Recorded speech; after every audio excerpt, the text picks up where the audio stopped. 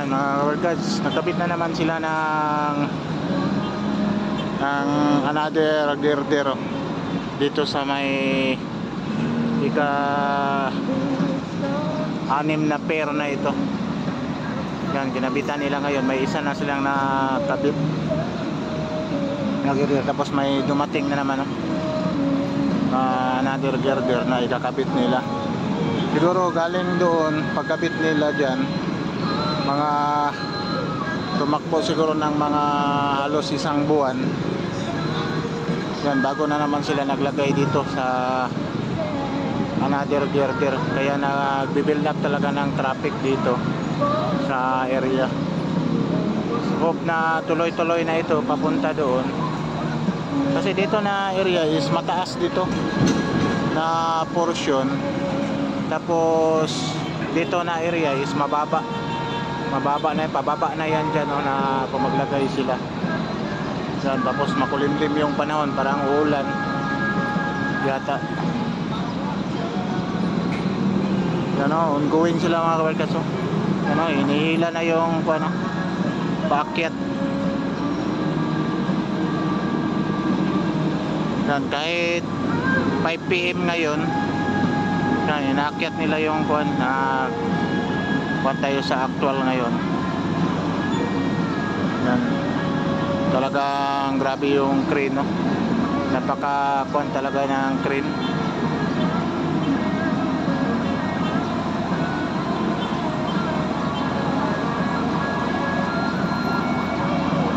Yan, ganun pala pag akyat mga kabarkada dyan, mataas, dito mababa na area.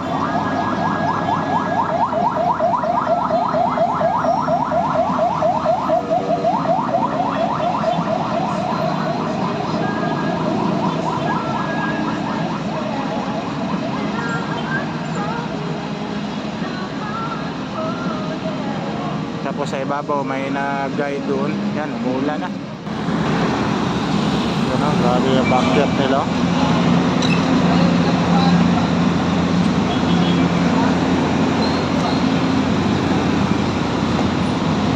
Yan, naka-timing tayo dito mga workers.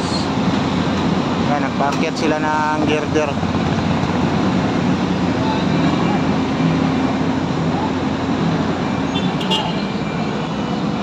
Ang bilis nila madali lang talaga ikabit nila mga kaworkers. Yan tapos doon na naman sa kabila.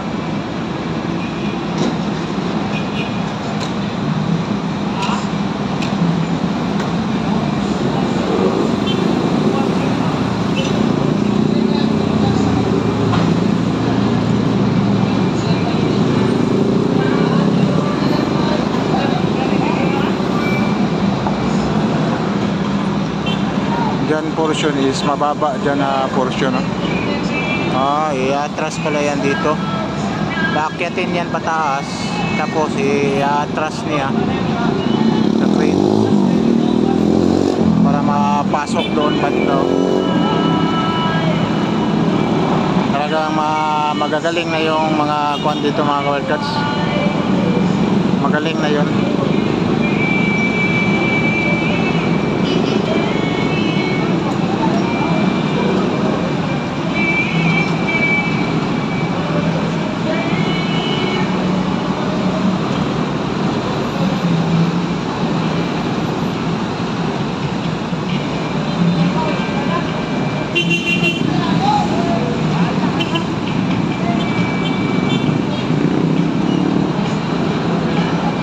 Madali lang talaga nila ikabit mga workers.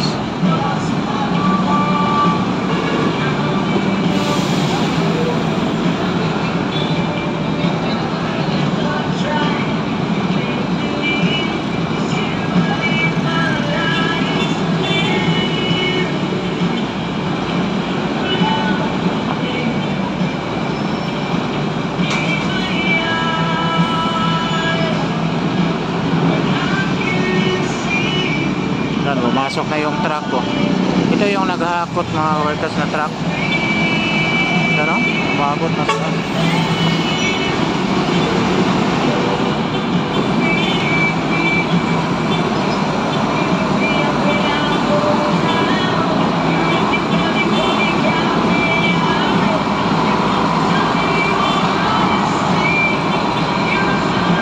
nagbe-build up na ng traffic dito.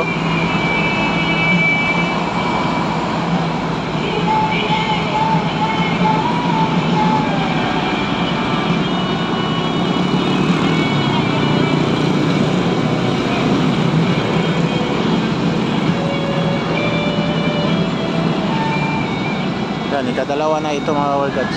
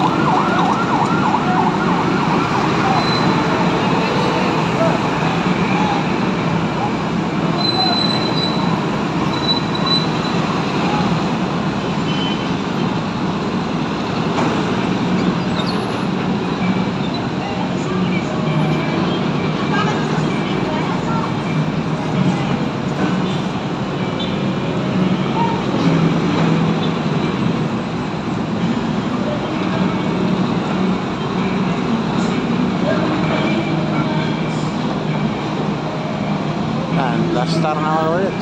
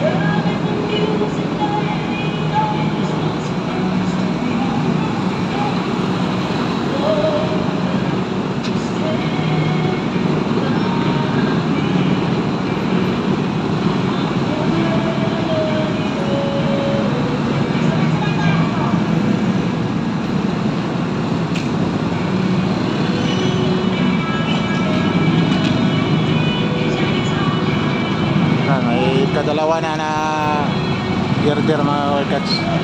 Siguro bukas matatapos na nila ito. Kali kuha na lang mga workers. Ito na lang. Kali 3 pair na lang at saka abutment ang kulang dito. Kasi itong isa dito is pinipoloringan na yan nila.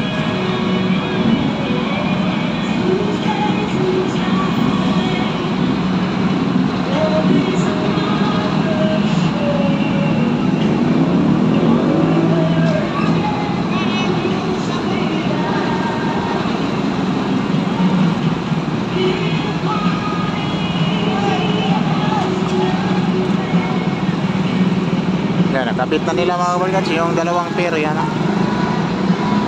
Tuloy-tuloy pa rin sila siguro hanggang mamaya, bukas siguro konti na lang kulang ito.